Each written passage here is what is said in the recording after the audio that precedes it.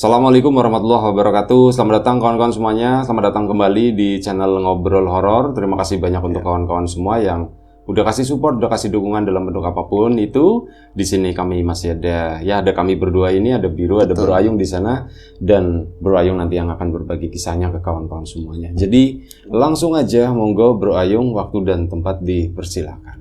Baik, terima kasih Mas Biru atas kesempatannya. Akhirnya bisa ngobrol kembali di Ngobrol. Langsung ke cerita aja. Langsung ke cerita aja, monggo Bro Ayung. Daripada template ya. Iya, template. Bosen bisa. Iya, udah blenger banget. Pembukaannya juga udah mulai bosen ini. Monggo Bro Ayung. Iya, ini ada cerita dari Mas Budi. Beberapa kali ada pengirim cerita yang namanya Budi. Ini Budi lagi. Budi itu daerah Batang biasanya. Pemalang dekatnya ya. Jadi misalkan sebuah peristiwa horor, peristiwa mistik yang dialami sama ini kakak tertuanya Budi, sebut saja namanya Iman. Nah itu terkenal ya, dari keluarga Iman itu orangnya keras kalau misalnya kepengen apa-apa itu kudu harus nggak ngeliat tuh keluarganya itu mampu apa enggak, bisa apa enggak. Kadang minta mainan dari kecil aja, wong malam ya kudu beli. Misalnya ngelihat mainan, temennya ngelihat mainan apa, itu udah malam jam 11:30 ngelilir, ya harus ngamuk-ngamuk sampai banting-banting macam-macam. Itu adatnya si imam atau kakak embarepnya itu. Nah, perjalanan waktu terus sampai dewasa pun seperti itu. Jadi dia itu, kalau orang-orang kan biasanya memang ya lumrah kadang-kadang nyari jodoh, dijodohin lah seperti itu. Tapi untuk saat itu di lingkungan kami udah sangat jarang Mas orang dijodoh-jodohin. Tapi imam modelnya kayak gitu, mau pengen bojo mau gitu, Mas saya pengen punya istri tapi harus dicariin, gak mau nyari sendiri. Kadang-kadang orang tua bilang, lah kamu ngasih ya juga enggak, kerja juga enggak, kayak gini paling repoti orang tua. Disuruh mikul padi, gabah, ya paling sekali minta bayarannya penuh kayak yang lain, padahal makan padinya juga. Sering begitu loh, minta punya istri, mau ngempaninya pakai apa, kadang-kadang kayak gitu. Tapi tetap kalah orang tua. Akhirnya kan jadi PR. Akhirnya untung ada saudara lah ya, ada saudara yang ya wis, kadang-kadang orang itu bisa berubah setelah punya istri. Ada yang banyak seperti itu. Ya kalau berubah, kalau enggak Kang, nanti saya yang malu jadi orang tua. Kalau misalnya enggak perlu anaknya situ yang nanti bisa menderita. Ya ndongakna sing apik-apik, dongannya atau berdoanya yang baik-baik, wis dibojokna baik. Neng anak aku tak gelem, mungkin suwing atau apa ya Via. Tapi mau katanya mau, enggak apa-apa sama Mas Imam, enggak apa-apa, yang penting bisa saudara tambah dekat. Itu berapa rumah tok lah jaraknya. Acara dipantesin karena Imam mintanya pantes, Bi. Kalau bisa ada tanggapannya lah. Tanggapan itu hiburan. Pokoknya dipantes-pantesin, mewah, pernikahan ala waktu itu di sekitar 20 tahun silam lah ya. Nah kemudian setelah nikah ngerepoti lagi ya kan, apa-apa minta sama orang tua. Bahkan kadang-kadang namanya pengantin baru jalan kemana ya minta duit sama orang tua. Nah ternyata itu memang ya mungkin karena sudah punya istri, jadi ada sedikit mendingan, sedikit rubah. Kalau istrinya ngerajuk, Imam takut, akhirnya mintalah berapa kali supaya Imam itu kerja atau jualan apa kek. Namanya udah punya saya kan harus diempanin, harus dikasih nafkah. Nah Imam ngomong sama orang tuanya pas satu saat lah ya. Waktu itu si pencerita Budi belum lahir, belum tahu lah. Ya ada tapi masih kecil. Jadi minta dimodalin buat dagang. Nah tumpun mau dagang apa Mam? Empon dagang somai Mak. Emang bisa nggak bisa somai? Bisa, bojone aku, istri saya bisa bikin somai. Oh, terus duitnya duitnya berapa? Akhirnya mintalah berapa ratus ribu dulu ya buat bikin gerobak, nanti ditempel sama sepeda, sama sepeda, ada sepeda onta kan, dibikinin dikasihlah duit orang tua, jadi jual gabah sama anting-anting wis. Penting ini anak ada keinginan untuk nafkah berubah, wis senang banget orang tua. Tapi bener-bener kamu biasanya bosenan Tapi orang tua yang laki ngomong, Arab mau jualannya di mana, Mam? Enggak bae, Pak. Di sini aja. Di sini yang mau beli siapa, Bang? Kampung sepi begini. Ya empuh, yang penting lah usaha, yang penting muter-muter. Yang mendingan ke kota sana yang banyak orang. Moksel katanya nggak mau, capek. Aduh, wis mulai rada angel lagi. Kata istrinya, ya yang penting mau usaha, Nah itu akhirnya singkat cerita bikin gerobak, nyuruh orang. Ya kalau kata ibunya bikin sendiri kan rada ringan buat modalnya, nyuruh orang ngupain lah. Akhirnya daganglah somai, bahkan sempat 2 kali lah lewat ke ini rumah-rumah yang ya kadang-kadang itu dia paling anti buat kesana karena anaknya dulu ditaksir nggak mau gitu kan, nggak boleh. Itu sempat kemana? Orang tua sempat bangga, imam sekarang punya harga diri kayak gitu ya, bisa ada kerjaan. Terus kok di luar dugaan berani ider-ider, nggak malu, bisa kayak gitu. Ternyata cuman berapa hari dia orang tua itu dengar imam katanya ngeluh terus, nggak ada yang beli, si somanya sering dibuang-buang. Nah kemarin itu ngasih ke keluarga, ngertinya itu emang sengaja ngasih supaya nyobain, ternyata itu isi sapi, pantesan bumbunya rada asam, seperti itu. Nah itu ngeluh sama istrinya, saya begini dagang harus pakai sesuatu atau apalah, yang penting saya bisa laris. Tapi dari titik itu pun, padahal dia kadang mau pakai ini pakai itu penglaris kayak yang lain, bagi istrinya masih dan orang tuanya masih mending. Dia nggak pengen udah saya nggak mau dagang loh, masih ada pengen usaha gitulah. Nah satu ketika si imam keluar dari rumah, dan kali ini dia itu sempat libur 2 hari entah kemana, pergi sama teman-temannya 3 orang. Terus pokoknya pulang-pulang, itu kan namanya Ratmi istrinya. Dek, gawe sama dek, biasa diakain, dibanyakin. Lah mau jualan di mana? Mau di kereta, apa mau di terminal, apa di kota sana? Biasa jualan di sini-sini aja. Lah Mas Wong kemarin aja dibuang-buang terus, apa sampean kerja aja. Orang wis nurut sama laki-laki nurut. Akhirnya bikin somai, dibikinin sama istrinya. Kemudian ider-ider hari itu.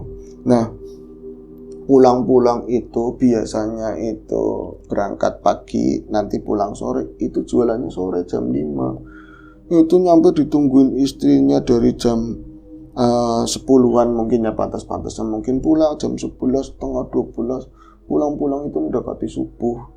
Itu aja yang dicangking cuman sepedanya sama panci atau apa, ketutup panci itu kan diikat sama sepeda. Jadi yang ke bawah sama pancinya top. Sama beberapa bumbu-bumbu yang di belakangnya itu pada caceran gitu loh di sepeda. Ya lo Mas, kamu kenapa? Banyu. Mintanya air. Saya aku ditakut-takutin. Aku dilihatin setan. Nah, akhirnya diceritain. Jadi malam itu dia itu keluar itu katanya alhamdulillah malam itu keluar di yang tadinya warga-warga yang mungkin ngelihat si sahabat tadi rada sinis gitu ya, imam rada sinis, terus ada jualan kayak gitu, nggak mungkin payu, banyak mempergunjing lah. Hari itu beli semua, ya enggak, walaupun nggak banyak tapi beli, setiap rumah itu banyak belinya. Imam senang banget. Kalau kayak gini saya sebentar lagi bisa jadi orang, nanti bikin warung yang gede atau ya bisa punya anak buah lah jualan lah, seperti itu. Nah, sampai orang lewat wong jalanan desa ya, Pak Lebe, Pak Carik beli, padahal jelas-jelas kayak orang mau selamatan kondangan kan udah resmi banget, masa beli somai, itu beli walaupun nggak banyak beli. Nah terus itu si imam itu, saya itu saking senengnya banyak orang beli, bisa di kampung sendiri perasaannya, atau dia rasanya itu kayak ini di mana, ngerasa titik kayak gitu ini di mana. Jadi banyakan melayani orang tak capek atau apa, kayak lupa ini di daerah mana, padahal dikasih di kampungnya sendiri. Wong belum jauh lah, dia lihat juga kayaknya jam-jam belum malam banget.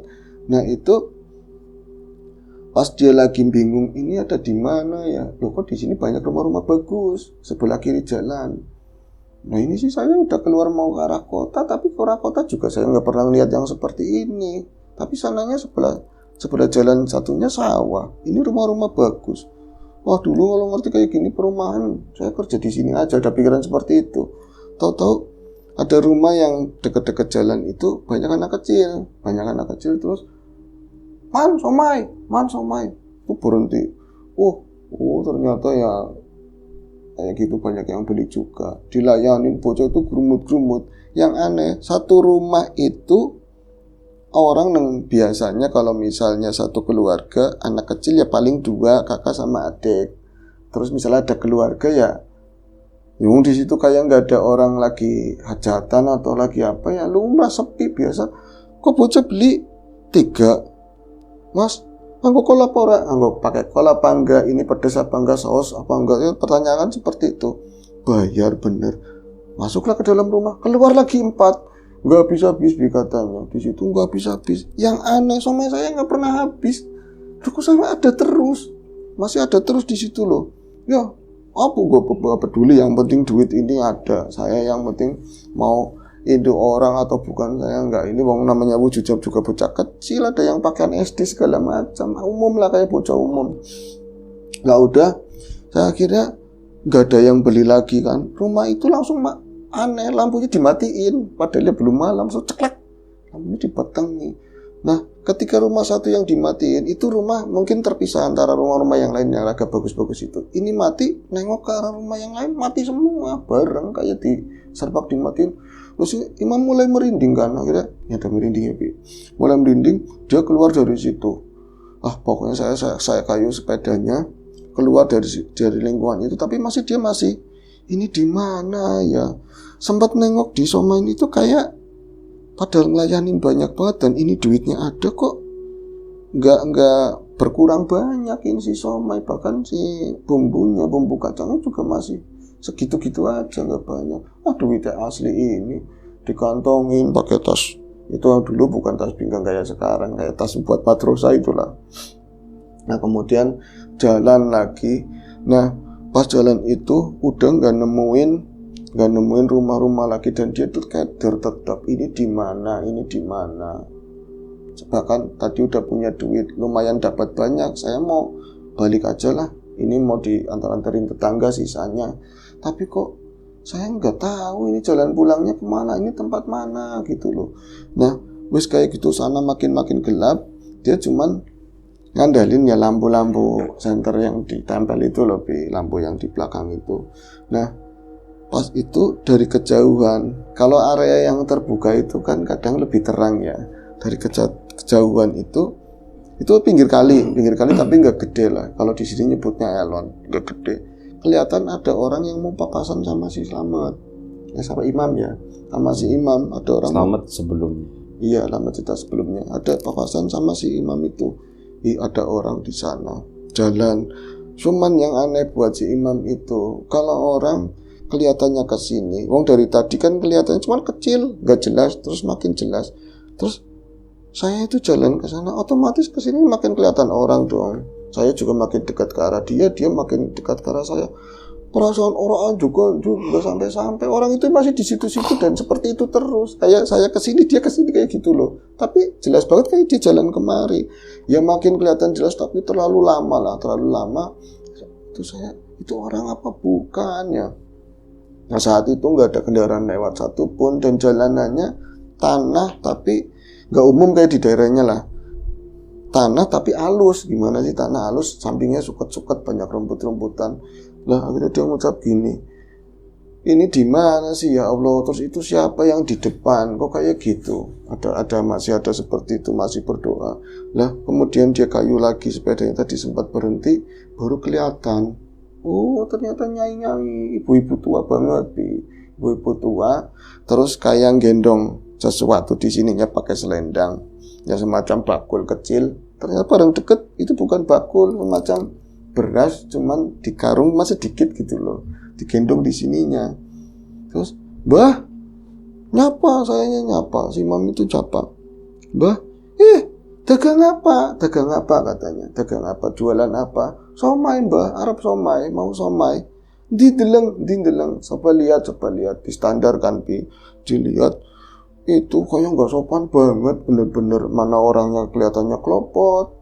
Terus ngeliat dari kaki-kakinya, kan kakinya nggak sini, cuman sampai jari, kesananya gelap lah yang mau area kayak gitu, nggak kelihatan kakinya lah. Tapi mungkin nggak pakai alas, di jarinya itu pakai banyak awu, banyak debu, terus banyak di sininya kayak orang baru tandur gimana sih, kelopot-kelopot. Loh, Mbah sampean dari mana? Dari mana? Masa tahu takon, sing kono, nggak usah itu ketus Pi. Masa tanya dari situ, mbahnya nyai udah jelek, kotor. Kayak gitu ketus lah, yang bikin yang gak seneng lagi si Slamet. Cara dia itu buat nengokin si dagangan itu gak enak banget. Jadi dari belakang, gerobak sama kan kecil gitu ya di sepeda.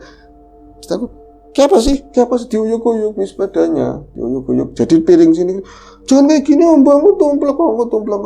Ora, kita dagang apa, ini dagang apa? Soma, sampean bisa maca apa enggak sih ki soma es gitu. Sampai ada bercandanya seperti itu. Tapi dagang apa? Dibuka ininya, apa pancinya dibuka, glotak, yang enggak sopan bukanya. Bahkan yang paling ngeri itu tangannya itu kan keriput tua, dipegang-pegang semua. Ada kadang-kadang kan isinya itu ya aci, terus kol, tahu di muka bebe. Mbah ampun loh mbah, sampun kados niku jenengan berarti jenengan itu mau beli apa mau merusak dagangan saya? Engko laris ah, ngerti kayak gini laris. Kalau di kayak gini laris, wis percaya mas digituin. Kata si imam musambolkannya, terus tadi aja saya udah laris banget, kalau kayak gini caranya aduh bisa rusak semua. Dipegang-pegang sampai bumbu kacangnya dibuka aja kayak nggak sabar gitu, kotak kayak buka paksa bocah kecil gimana sih, nggak sabar. Terus tangannya masuk colet, main colet ya kurang asin kita.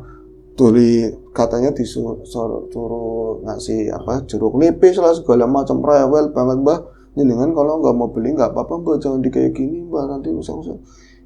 Kamu nggak tahu setelah ini kamu nanti laris beneran. Tadi aja saya laris, ini duit saya banyak. Duit apa? Nah, kamu itu nggak ada yang beli katanya. Emang kamu ada yang beli dari tadi keluar dari rumah? Banyak mbak yang beli, saya tuh banyak. Bocah nom, kalau ada yang beli, pasti somanya berkurang banyak. Ya masih akeh banget begini. Itu logikanya rada nyambung, si imam. Iya. Tapi nyatanya banyak yang beli. Ya duitnya dicukup begini, wah runtah ternyata itu di dalam itu sampah ya, tapi nggak ada sampah plastik, nggak ada, kayak semacam kayak bekas bungkus nasi yang dari daun pisang, ya udah kropek kering, bahkan ada yang banyak lendir kayak nasi basinya sampai dibuang sama si imamnya. Allah kok kayak gini, kamu itu nggak ada yang beli, itu perangasan itu lembah. Dan dengan itu siapa kau tahu? Ya nggak tahu. Kalau kamu pengen tahu saya, ya saya dilayani itu somainya. Yang aneh itu cerita sama itu ya. Tadi kan dimek-gemek dipegang-pegang, si somai kan pada kotor, Bi. Ada yang gelopot-gelopot tangannya itu.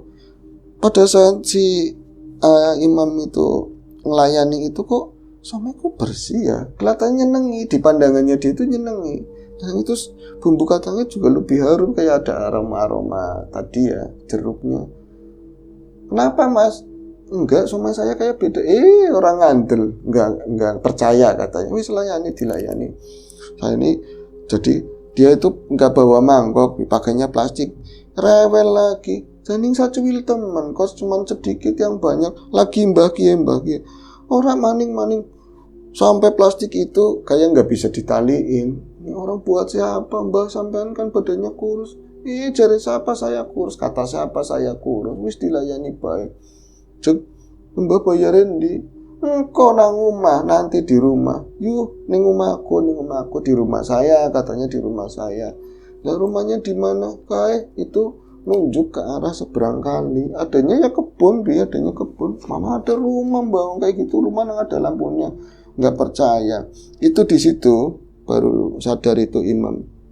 Ketika dia berhenti, di situ ada 2 pematang jejeran.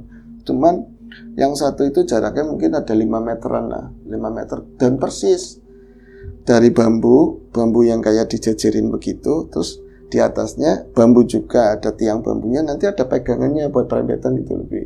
Buat nyebrang. Buat nyebrang biar nggak jatuh. Itu 2 persis. Nah, tapi kalau kamu mau bayar ya namanya saya orang tua, jalannya susah ya, saya dituntun Mas. Aduh, minta dituntun diseberangin sampai rumah, nanti dicetak ambil di rumah. Nah, ini yang nungguin siapa? Nggak ada orang, nggak bakalan ada yang ngambil. Pit ya orang apik, somai ya lah kasih doyan, penghinaan lah macam-macam. Ini orang mulai nyebelin, mulai nggak sabar si imam kan. Yuk ditarik tangannya. Katanya saya disuruh nuntun, tapi dia yang narik tangan saya. Itu cerita sama istri. Lepas lagi kayak gitu, aja gelem. Ada yang ngomong seperti itu, Bi. Jangan mau nganterin nenek-nenek. Mendingan aku Mas. Mendingan saya aja. Itu nengok ternyata bukan di Pematang, tapi masih di jalan yang sama. Itu ada perempuan dan muda, cantik. Ayu nemen, jarene ayu nemen lah. Ya kayak orang desa tapi cantik lah, tapi nggak jelas. Terus dia tuh datang tiba-tiba, entah jalannya kapan, udah jejeran, berarti nenek-nenek itu. Ini di stang sepeda ya. Nenek satunya itu di sebelah sini, orang cantiknya di sini. Kayak balik lagi loh, tadi mau ke Matang kalau enggak. Itu, Mas, daripada ngateri wong kayak gini, nenek-nenek sing wis keriput, mambu lemah, nanti saru-sarunya mambu tai, mendingan nganterin saya aja yang wangi. Itu nenek-nenek ngomong, wong masih muda yang bisa melawat sendiri, bisa jalan sendiri, ngapain diantar? Ora usah, aku baik, haripan menolongi aku aja. Keder si imam itu akhirnya keder. Pas satu keder, dia itu kayak ada yang bilangin, itu suara bapaknya sendiri. Kalau yang mau nulungin kamu, yang kelihatannya pantas, yang jalannya susah, ada yang seperti itu. Akhirnya Slamet itu embulah, katanya seperti itu digentak dua-duanya. Itu tangannya nenek-nenek itu dituntun, Mbah nyebrang. Itu Slamet pegangan matang, dipegang, hatis banget tangannya si Mbak ini meriang atau gimana ya. Nah itu dia nyampe nyebrang tadi Pematang itu, pas di seberang itu Bang berubah, bukan kebun, itu jalan yang dia itu paham. Nah itu dekat-dekat sama pintu air dekat rumahnya. Ya banyak ada kendaraan lewat lah, ada bocah juga. Terus akhirnya, Mbah, kok berubah, kok di depan itu nggak ada kebun? Pas nengok ke arah ke belakang, itu dia nggak megang apa-apa, cuman ada bambu lah dipegangin begitu. Terus pas nengokin ke arah satunya, di Pematang satunya, ya nggak ada orang sama sekali. Lalu dia akhirnya, aduh, saya lagi digodain, saya digangguin, dan itu bukan Pematang. Kayak jembatan plester lah, itu ya cukup lebar, kayak jalan tembusan lah, buat tembusan. Aduh, pas kelihatannya kayak gini, akhirnya dia ketakutan itu langsung ngambil dagangannya, ngambil ininya. Sepeda. Iya, sepedanya itu di kayu Pak, mau banter banget. Itu dia ngerasa kok berat nggak jalan-jalan. Jadi memang begini, memang di kayu bener-bener, tapi nggak kemana-mana. Itu padahal udah banyak orang, perasaan udah banyak orang, ada orang lewat. Duh, ini kok nggak jalan-jalan. Dia ngeliat ke bawah, bannya muter, bener-bener muter, tapi nggak ada yang ngangkat. Dia nengok ke belakang begini, ternyata itu di belakang itu bukan nenek-nenek yang tadi, bukan juga perempuan yang cantik, tapi ada sosok botak, cuman warnanya hitam. Botak tuh rambutnya cuma arang-arangan banget sambil jeringat cengar-cengir kayak gitu. Allah salah itu dilepasin, akhirnya banter banget, kencang banget, ampar-amparan semua, itu tinggal tutupnya nyampe rumah. Nah itu akhirnya cerita sama istrinya, terus habis itu meriang, hampir mau 2 mingguan lah meriang, nggak bisa jualan, nggak bisa apa. Terus akhirnya wong namanya kadang-kadang dulu ya dibawanya ke orang pintar gitu ya. Ya kamu habis dari mana kemarin sama kawan-kawan?